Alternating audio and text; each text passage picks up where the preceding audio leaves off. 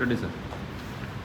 రాష్ట్రంలో మెడికల్ కాలేజీల పీపీపీ విధానంలో ప్రైవేటీకరణకు శ్రీకారం చుట్టి అదే బినామీలను పెట్టి దాదాపుగా 10,000 కోట్ల విలువైన ప్రభుత్వ ఆస్తిని గవర్నమెంట్ ఖర్చు పెట్టినటువంటి మెడికల్ కాలేజీలను సొంతం చేసుకొని వాటి ద్వారా వ్యాపారం చేసి డబ్బులు సంపాదించడానికి తెలుగుదేశం పార్టీ నాయకులు చిన్నబాబు గారు స్కెచ్ చేసినారు. దాంట్లో భాగంగానే ఈరోజు జగన్మోహన్ రెడ్డి గారు 17 మెడికల్ కాలేజీలు తీసుకొని వచ్చి సెంట్రల్ గవర్నమెంట్ నుంచి ఆ 17 మెడికల్ కాలేజీలు కూడా స్టార్ట్ చేసి 8,000 కోట్ల బడ్జెట్తో స్టార్ట్ చేసి దాదాపుగా 3,500 కోట్లు ఖర్చు పెట్టి 5 మెడికల్ కాలేజీని ఒకటే రోజు ప్రారంభం చేసి అవి ఈరోజు ఫంక్షనింగ్లో ఉన్నాయి, జరుగుతాయి. 2023లోనే అవి ప్రారంభం కావడం కూడా జరిగింది, క్లాసెస్ జరుగుతున్నాయి. మరి 2 మెడికల్ కాలేజీలు స్టార్ట్ చేయడానికి రెడీగా ఉన్నాయి. ఎక్విప్మెంటు, ఫర్నిచరు అన్నీ కూడా ఎవ్రీథింగ్ రెడీగా ఉన్నాయి. సెంట్రల్ గవర్నమెంట్ 50 సీట్లు అలాట్ చేస్తే కూడా చంద్రబాబు నాయుడు గారు దానిలో మాకు వద్దు, మేము మెడికల్ కాలేజ్ నడపలేము, మాకు చేత కాదు, మేము దద్దమ్మలము అని ఒప్పుకొని ఈరోజు మెడికల్ కాలేజీలు అన్నింటినీ కూడా ప్రైవేట్ పరం చేసేటువంటి కార్యక్రమం చేస్తున్నారు. పీపీపీ విధానం అని చెప్పి దోచుకునేటువంటి కార్యక్రమం. పీపీపీ విధానంలో ఎప్పుడు ఇస్తారు?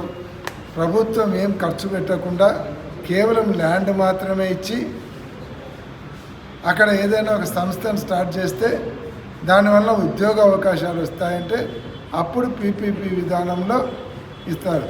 ఒక్కొక్క కాలేజీకి 300 కోట్లు 400 కోట్లు ఖర్చు పెట్టి పీపీపీ విధానంలో ఇచ్చే దాంట్లో అర్థమేముంది? ఇది పబ్లిక్ ప్రైవేట్ పార్ట్నర్షిప్ కాదు, ఇది పబ్లిక్ ప్రైవేట్ పర్సనల్ పార్ట్నర్షిప్. అంటే ప్రైవేట్ వ్యక్తులకు, లోకేష్ గారి పర్సనల్కు ఇద్దరికి పార్ట్నర్షిప్ ఉంది. కాబట్టి దీన్ని వైఎస్ఆర్ కాంగ్రెస్ పార్టీ వ్యతిరేకిస్తుంది. ప్రజలలో కూడా ఎంత వ్యతిరేకత ఉందనేది ప్రభుత్వం దృష్టికి తీసుకొని రావాలని ఈరోజు 1 కోటి సంతకాల సేకరణకు శ్రీకారం చుట్టడం జరిగింది జగన్మోహన్ రెడ్డి గారు.